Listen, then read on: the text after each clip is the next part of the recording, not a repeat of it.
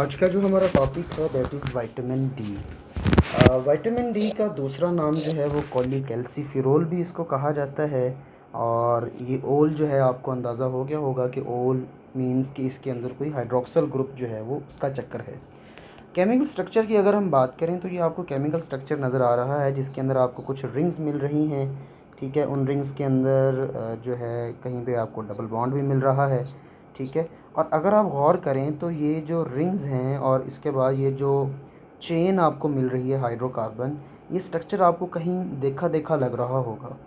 तो अगर आपको नहीं याद आ रहा तो मैंने आपकी आसानी के लिए यहाँ पे ड्रॉ कर दिया है। This is the structure of cholesterol और this is the structure of vitamin D.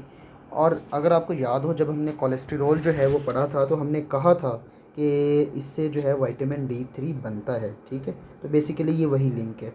ठीक हो गया। Calcitriol is also the other name of the vitamin D three. Vitamin D की अगर हम कुछ फॉर्म्स की बात करें तो कैल्सिट्राइओल जो है ये this is the active form of vitamin D. And why it is triol, triol hydroxyl hydroxyl hydroxyl. ठीक है, 3 हाइड्रोक्सल ग्रुप्स हैं, that's why it is the calcitriol. ठीक है, इसकी दो फॉर्म्स होती हैं, one is the vitamin D two and one is the vitamin D three.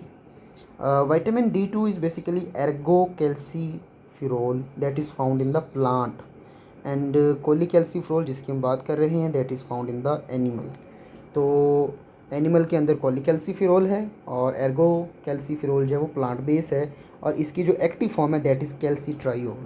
ठीक हो गया, made from the cholesterol fat soluble vitamin है। सोर्सेज की अगर हम बात करें तो sources can be divided into two forms. One is the exogenous outside from the body that is fish, egg yolk, meat, milk, cereal, beverages। endogenous from within the body कि हमारी body के अंदर ये कैसे बनता है। It can be synthesised in our body with the help of sunlight. When the sunlight जो है वो ड्रॉप करती है हमारी स्किन के ऊपर तो हमारी स्किन की डर्मिस एंड एपिडर्मिस के अंदर जो है आपको बनता है एक कंपाउंड पड़ा होता है, कोलेस्टेरॉल की एक फॉर्म पड़ी होती है जिसको हम कहते हैं 7 डिहाइड्रोकोलेस्टेरॉल। दैट इज़ कन्वर्टेड इनटू कोलिकैल्सिफेरॉल और vitamin D three with successive reactions with different steps at different places. इसके रिज़ल्ट के अंदर विटामिन डी बनता है। एब्जॉर्प्शन की अगर हम बात करें तो क्योंकि फ़ैट सॉल्युबल है तो इसकी फ़ैट के साथ एब्जॉर्प्शन होती है। बाइल सॉल्ट्स जो हैं are required for the absorption of vitamin D three. Vitamin D आता है काइलोमाइक्रोन्स के साथ जो है ना इसकी असेंबलिंग होती है और लिम्फ्स के थ्रू लिम्फेटिक्स के ज़रिए जो है ये आता है और फैट के अंदर स्टोर हो जाता है और बाइल के अंदर दोबारा से एक्सक्रीट भी होता है और इसकी साइकिल जो है वो चलता रहता है।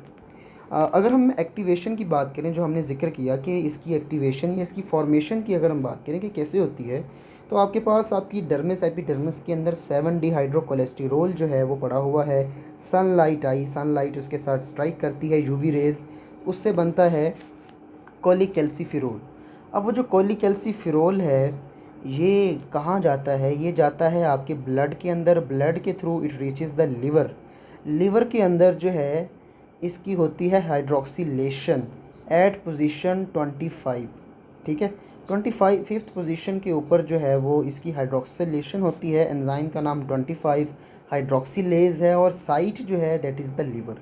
सो आफ्टर हाइड्रोक्सीलेशन हमारे पास 25 हाइड्रोक्सी कोलिकैल्सिफेरॉल जो है उसकी फॉर्मेशन हो जाती है। ठीक है, वो जब बन जाता है तो वो दोबारा से ब्लड के थ्रू जो है वो पहुंचता है आपके किडनी के पास। and your kidney contains an enzyme that also cause the hydroxylation at position 1। so the name of the enzyme will be 1 alpha hydroxylase। ठीक है, 1 alpha hydroxylase is present in the kidney। ठीक है, और जब ये hydroxylation करेगा तो हमारे पास कितने हो गए हाइड्रोक्सल ग्रुप, डाई। तो 125 डाई हाइड्रोक्सी कैल्सीफिरोल। अब यकीन से बताएं कोलिकैल्सिफेरॉल के पास एक हाइड्रोक्सल ग्रुप था। ठीक है, उसके बाद 25th पोजीशन पे हाइड्रोक्सीलेशन हुई, देन 1 हाइड्रोक्सीलेशन हुई, तो टोटल जो है वो कितने हाइड्रोक्सल ग्रुप आ गए हमारे पास, 3।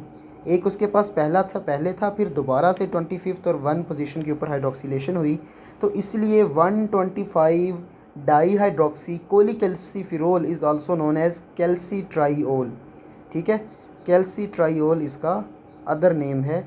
और कैल्शियम मेटाबॉलिज्म में इसका रोल होता है, इसलिए इसको कैल्सी कह रहे हैं हम, ठीक है। तो एंजाइम किडनी के अंदर है, और इस 1 अल्फ़ा हाइड्रोक्सीलेज की थोड़ी सी आपको पता होनी चाहिए कि ये किडनी के अंदर है, और इसकी स्टिमुलेशन जो है वो पैराथायरॉयड हार्मोन करता है। The parathyroid hormone activates stimulates the 1 hydroxylase so that the level of active form of vitamin D increases. तो वो बाकी बात बाद में देखते हैं कि क्या हिसाब किताब होता है। बेसिकली होता ये है, whenever there is low level of calcium in the blood, this will stimulate the glands to release the parathyroid hormone। अब पैराथायरॉयड हार्मोन जो है वो आता है और विटामिन डी की एक्टिव फॉर्म को जो है वो एक्टिवेट करता है, एक्टिव फॉर्म की फॉर्मेशन को बढ़ा देता है। And vitamin D ultimately cause the absorption of the calcium. So up till now we have studied that vitamin D is a fat soluble vitamin source, dermal synthesis and the food, exogenous and endogenous. In the food you can say dairy products, fish. Active form is calcitriol, that is 125 dihydroxy cholecalciferol. Main role intestinal absorption of calcium and phosphate। ठीक हो गया। सो ये इसकी requirements हैं, ये हमारा इसके साथ कंसर्न नहीं है। इंटॉक्सिकेशन होगी तो हाइपर कैल्सीमिया होगा इसके साथ। एक्टिवेशन कैसे होती है? First in the liver there is 25 hydroxylase cause the formation of 25 hydroxy cholecalciferol, and after the formation of this compound it will goes to the kidney where there is present a enzyme known as 1 hydroxylase that is stimulated by parathyroid hormone. So after 1 hydroxylation, 25th hydroxylase is converted into 125 dihydroxy cholecalciferol or calcitriol that will leads the through in negative feedback inhibition of the PTH release। ठीक हो गया। अब होता क्या, inactivation कैसे हो सकती है? अगर 25th जो हमारे पास ये जो एक्टिव फॉर्म बन गई है, इसकी एक और जगह पे 24th पोजीशन पे अगर हाइड्रोक्सिलेशन कर दी जाए तो ये इनएक्टिव फॉर्म में कन्वर्ट हो जाता है। ठीक है, तो ये बात भी इम्पॉर्टेंट है।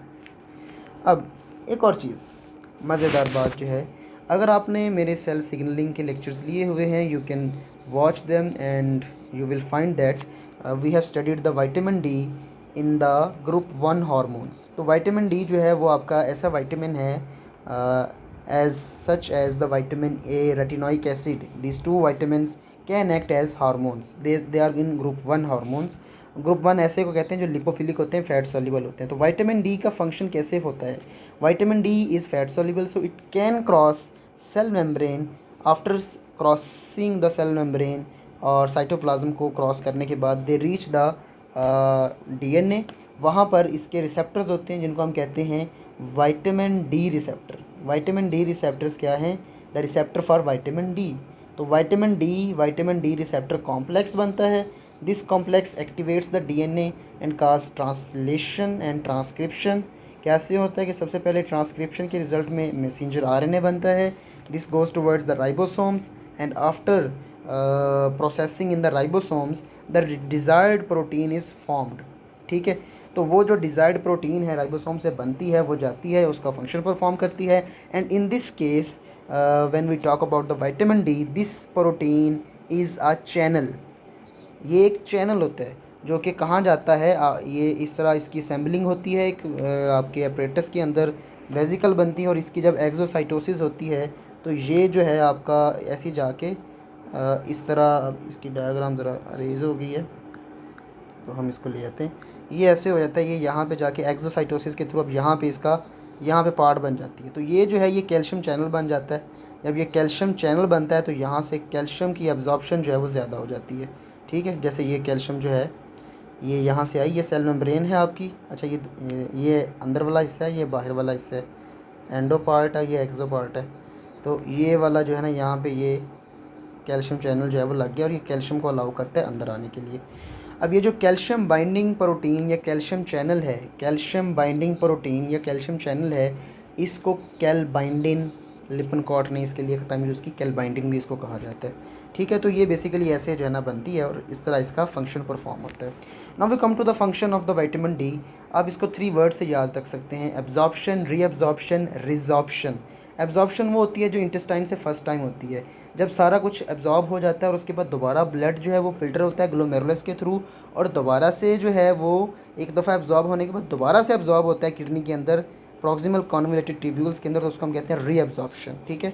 And the resorption is basically from the bones जिनकी मिनरलाइजेशन हो चुकी होती है, कोलाजिन और कुछ कंपाउंड होते हैं, यानी पहले कोलाजिन का मैट्रिक्स होता है और उसके अंदर मिनरलाइजेशन होती है आपके इस कंपाउंड की, तो आपकी बोन बनती है।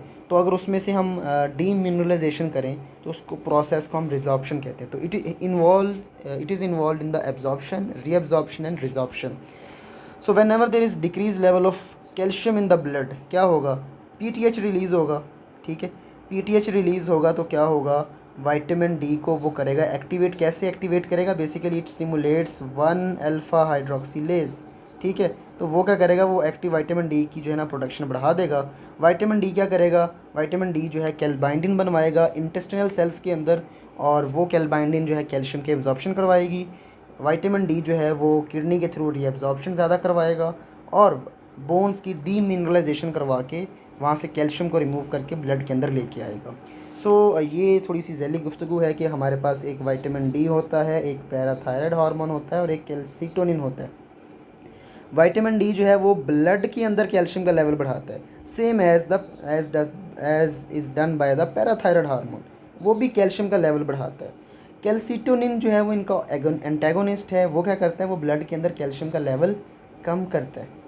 बट यहाँ पर एक नीचे वाली जो चीज़ है ये इंपॉर्टेंट है, विटामिन डी जो है वो फॉस्फेट का लेवल भी बढ़ाता है आपके ब्लड के अंदर, but the parathyroid hormone decreases the level of phosphate in the blood and calcitonin doesn't effect the level of phosphate. तो ये बात आपने याद रखनी है थोड़ी सी।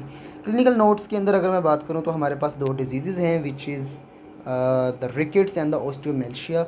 रिकेट्स जो है वो बच्चों की डिजीज़ है, जो ऑस्टियोमेल्शिया है वो आपके बड़ों की, एडल्ट्स की डिजीज़ है। अब मैंने बताया था जो बोन होती है ना आपकी, बोन के अंदर 2 चीज़ें होती हैं। पहले जो है वो कोलाजिन का मैट्रिक्स बनता है, कोलाजिन का मैट्रिक्स जब बन जाता है तो उसके बाद उसकी होती है मिनरलाइजेशन। उसकी क्या होती है, मिनरलाइजेशन, उसके अंदर कैल्शियम डेपोजिशन होती है, तो उससे स्ट्रेंथ जो है वो बोन्स की इंक्रीज़ हो जाती है। In rickets there is normal functioning, normal formation of the collagen matrix, but due to deficient vitamin D levels, जिसने मिनरलाइजेशन करवानी थी वो नहीं है। If there is no vitamin D there will be no mineralisation, ठीक है। तो bones की मिनरलाइजेशन नहीं होगी तो स्ट्रेंथ क्या हो जाएगी, डिक्रीज़ हो जाएगी। जब स्ट्रेंथ डिक्रीज़ होगी तो नेगेटिव फीडबैक के थ्रू क्या प्रोग्राम बनेगा कि नेगेटिव फीडबैक बॉडी को ये बताएगा कि भाई बोन्स की जो है वो स्ट्रेंथ वीक है, मिनरलाइजेशन नहीं हुई, तो उनको लगता है कि बोन्स बन नहीं रही। बॉडी को तो ये लगता है ना, बॉडी को नहीं पता कि हमारे पास विटामिन डी नहीं है। तो क्या होता है, जब स्ट्रेंथ नहीं होती तो फीडबैक के थ्रू बोन्स की प्रोडक्शन को बढ़ा दिया जाता है कि भाई जल्दी जल्दी बोन बनाओ, बोन को स्ट्रेंथन करो। तो कोलाजिन मैट्रिक्स तो बनता रहता है लेकिन मिनरलाइजेशन नहीं होती। तो क्या होता है कि स्ट्रक्चर तो बन जाता है बोन का, तो बोन अंदर से खाली होती है। जिस तरह ये आपको बोन नज़र आ रही है, बोन का स्ट्रक्चर बन जाता है लेकिन बोन अंदर से खाली होती है। बोन जो है वो सॉफ्ट होती है, बोन प्लाएबल होती है, बोन जो है वो जल्दी जो है वो मुड़ जाती है। तो साइन एंड सिम्टम्स क्या आते हैं, सबसे पहली चीज़ तो ये, क्योंकि कोलाजिन प्रोडक्शन बढ़ रही है ड्यू टू नेगेटिव फीडबैक, तो ऑस्टियोब्लास्टिक एक्टिविटी इंक्रीज़ कर जाती है। आल्दो मिनरलाइजेशन तो नहीं हो रही, डेपोजिशन नहीं हो रही, लेकिन बोन की जो है वो बनने की रफ्तार है वो तेज़ कर दी जाती है, क्योंकि बॉडी को परसीव होता है कि शायद बोन बन नहीं रही। तो अल्कलाइन फॉस्फेटेज जो है वो एक स्पेसिफिक एंजाइम है फॉर ऑस्टियोब्लास्टिक एक्टिविटी, जब ये हाई होती है तो आपको सीरम के अंदर अल्कलाइन फॉस्फेटेज का लेवल हाई मिलेगा। पहली चीज़ आपको ये मिल गई लैब के ऊपर। टिबिया जो है वो बेंड फॉरवर्ड, यानी वही लेग्स जो है ना वो बो हो जाती हैं। स्टर्नम प्रोट्रूड्स करेगी, ठीक है, रेक्टिक रोजरी कहते हैं इसको, रेक्टिक रोजरी। ऐसे ना बीड्स बन जाती हैं जो आपकी स्टर्नम है ना इसके अराउंड, क्योंकि बोन्स जो है ना जहाँ पे वो कोस्टोकॉन्ड्रल जंक्शन होता है, बोन्स का जो एपिफिजिकल पार्ट्स होते हैं ये ऐसे नॉर्मल होता है ना, वो ग्रो कर रहा है, लेकिन अब वो क्योंकि मिनरलाइजेशन नहीं हुई तो क्या होता है कि ये जो है ना ये एक्सपैंड कर जाते हैं ऐसे। तो जब वो एक्सपैंड करते हैं वो जॉइंट्स वाले एरिया, तो वो वहाँ पे ना ऐसे जैसे बटन बने हुए हैं, तो रेक्टिक रोजरी जो हो जाता है बच्चों के सीनों के ऊपर आपको ना बोन्स वाजे मिलती हैं। इसी वजह से एक और काम होता है, जो आपकी रिस्ट होती है, एंकल होता है, यहाँ पर भी वाइडनिंग हो जाती है, तो एक्सरे के ऊपर आपको वाइडनिंग जो है ना वो मिलती है। इसके अलावा प्रोट्रूजन ऑफ हेड बोन्स, इसको बोजिंग ऑफ हेड कहते हैं, ठीक है, हेड बड़ा हो जाता है क्योंकि खाली है ना, बोन्स के अंदर कुछ है ही नहीं, तो बोन्स अपना साइज़ इंक्रीज़ कर लेती हैं due to increase osteoblastic activity. Osteomalacia के अंदर वही चीज़ है, लेकिन इसमें इशू ये है कि इसमें एडल्ट्स में होता है। अब बच्चों के अंदर बोन्स होती हैं, उसकी मिनरलाइजेशन होनी होती है। बड़ों के अंदर क्या मसला है, बड़ों के अंदर तो बोन्स बन चुकी हैं, तो इसका मतलब बोन्स की मिनरलाइजेशन तो हो चुकी है, तो वो प्लाइएबल वाला तो मसला ही नहीं है कि यहाँ पे प्लाइएबल होगी, सॉफ्ट होगी। यहाँ पे क्या होता है, यहाँ पे जो बनी हुई बोन है उसकी डीमिनरलाइजेशन होती है। अब देखो, एक 70 किलो का बंदा है, बच्चों में क्या था, बच्चे में 15 किलो का बच्चा है, 20 किलो का बच्चा है, इतना वज़न भी नहीं था, तो उनके अंदर हड्डियाँ जो है ना वो मुड़ जाती थी, टूटती नहीं थी। यहाँ पे क्या है कि 70 किलो का बंदा है, 80 किलो का बंदा है, और बोन की स्ट्रेंथ कम हो गई है, तो यहाँ पे जो है ना वो बेंड होने की बजाय जो है वो फ्रैक्चर ज़्यादा होते हैं, तो ये ऑस्टियोमेल्शिया जो है ना वो बड़ों के अंदर पाई जाती है। सो ये जो था, ये हमारा टोटल विटामिन डी था। Is there any kind of query, you can ask in the comment section, you can WhatsApp me, you can email me, आप मुझे फेसबुक पे, ट्विटर पे, कहीं भी जो है ना वो मैसेज कर सकते हैं। ओके, अल्लाह हाफिज़।